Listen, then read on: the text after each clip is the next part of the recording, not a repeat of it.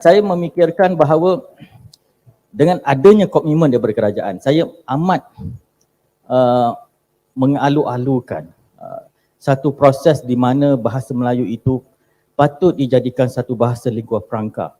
Seperti mana yang telah kita lakukan sewaktu waktu kejayaan kerajaan Melaka dahulu, di mana bahasa Melayu adalah bahasa lingua franca yang digunakan sebagai bahasa diplomasi.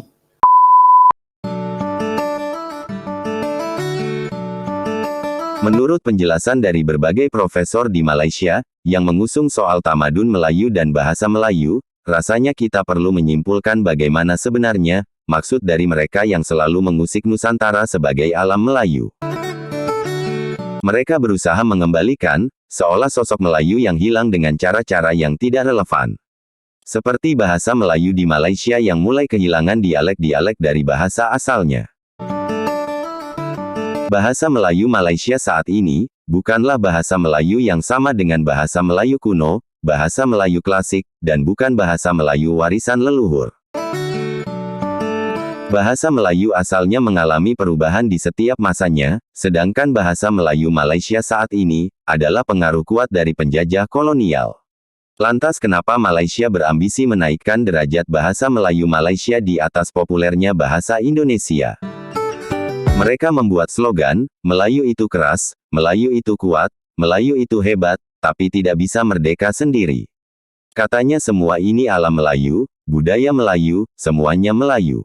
Dengan tujuan, bahwa Malaysia sebagai induk dari peradaban Melayu tertua. Katanya bangsa Melayu berasal dari Vietnam dan Taiwan, tapi cerita sejarahnya berbeda-beda di setiap profesor. Ada juga yang mengatakan bangsa Melayu berasal dari Madagaskar dan juga Arab. Katanya Melayu itu harus Islam, tapi berasal dari budaya Cina. Mimin jadi bingung, mana yang benar.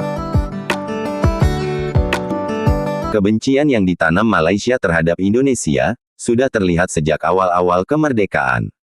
Mereka harus berada di atas Indonesia, bahkan merendahkan Indonesia, dan menghina Indonesia, seperti yang kita lihat di media sosial. Mulai dari rakyat biasa, hingga pejabat tinggi, bahkan sekelas Perdana Menteri. Seperti kata mereka, Indonesia itu miskin, Malaysia kaya, Indonesia itu terbelakang, Malaysia itu berjaya. Apakah itu yang dimaksud dengan bangsa Melayu, yang beridentitas Islam yang mereka maksud? Seperti halnya bahasa, dengan cara memelayukan bahasa Indonesia, Malaysia bisa dengan bebas mengatakan, bahwa bahasa Melayu juga dipakai oleh orang Indonesia. Prinsip dasar yang mereka usung bukanlah menurut alur dari bahasa Melayu itu sendiri. Mereka lebih meninggikan bahasa Melayu di atas bahasa Indonesia. Bahasa Melayu Malaysia yang mereka ikuti saat ini, hanyalah seperti air mengalir yang diwariskan oleh penjajah Inggris, dan menghilangkan dialek-dialek yang berasal dari leluhur. Sedangkan bahasa Indonesia, dibentuk melalui musyawarah dari berbagai pemuda yang berjuang terhadap bangsa Indonesia, hingga kita bersatu.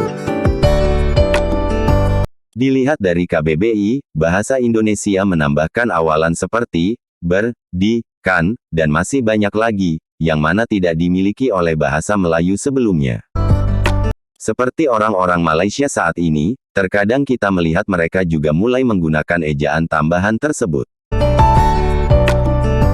Jika kita bicara bangsa, Malaysia bukanlah pendiri bangsa Melayu, maupun bahasa Melayu. Sejatinya bahasa Melayu memang sudah ada dari zaman dahulu, namun bukan Malaysia lah sebagai pendiri bahasa Melayu. Kita memanglah bersaudara, tapi berbeda prinsip. Dengan berbagai statement dari profesor di Malaysia yang tak masuk akal, yang seolah semuanya berpusat dari Malaysia. Hal ini tentu saja memicu reaksi dari berbagai kreator Indonesia yang tak sesuai dengan pemahaman kita. Bahasa Melayu yang semestinya bergerak dengan peradabannya sendiri, yang sejatinya berasal dari zaman prasasti klasik, bukanlah bahasa Melayu hasil dari bentukan Inggris. Bahasa Melayu bentukan Inggris inilah yang dikembangkan terhadap wilayah-wilayah jajahan, sebagai alat komunikasi yang mereka banggakan. Dalam bahasa Melayu sebagai bahasa diplomasi, jika sebelum ini, semenjak pagi tadi, kita membicarakan tentang bahasa Melayu sebagai bahasa ilmu, ekonomi, kita dari segi perdagangan dan sebagainya. Pada petang ini, sesi yang kedua terakhir pada petang ini, kita membicarakan bahasa Melayu sebagai alat komunikasi yang praktik, yang digunakan menjadi amalan di dalam hubungan diplomasi di antara negara-negara. Saya rasa gerakan terhadap penggunaan bahasa Melayu sebagai bahasa antarabangsa dan bahasa diplomasi ini telah banyak diperjuangkan. Seperti yang dikata, kalau kita lihat, Perdana Menteri telah memulakan langkah yang agak berani menyeru bahawa ASEAN menggunakan bahasa Melayu sebagai salah satu daripada bahasa utama di dalam hubungan diplomasi negara ASEAN, walaupun terdapat beberapa apa yang dikatakan sebagai tentangan daripada negara jiran kerana melihat bahasa Indonesia itu adalah lebih prominent. Tapi seperti yang kita tahu bahawa bahasa Melayu, bahasa Indonesia, tidak kiralah bahasa Indonesia ke, bahasa Malaysia ke, adalah akar umbinya adalah bahasa Melayu. So, saya memikirkan bahawa dengan adanya komitmen daripada kerajaan, saya amat mengalu-alukan satu proses di mana bahasa Melayu itu patut dijadikan satu bahasa lingua franca.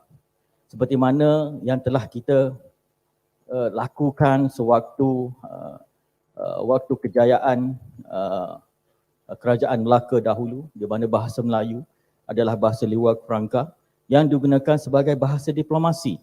Even nak cakap bahasa Melayu, cakap bahasa Inggeris kan, kita patut berbicara dalam bahasa Melayu sepenuhnya. Hingga kan kerajaan China pada itu Empire China pada ketika itu menggunakan bahasa Melayu untuk berkomunikasi dengan kerajaan Melaka.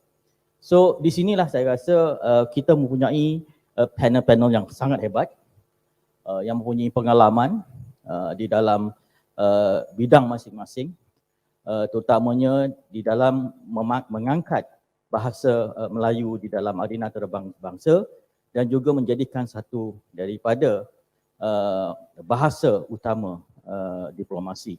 So saya rasa gerakan-gerakan untuk memertabatkan bahasa Melayu ke bahasa yang lebih tinggi di peringkat antarabangsa bukan sahaja di peringkat serantau, kita harus juga memperjuangkannya di peringkat antarabangsa. Mana tahu bahasa Melayu itu boleh digunakan sebagai bahasa rasmi di dalam pertubuhan bangsa-bangsa bersatu.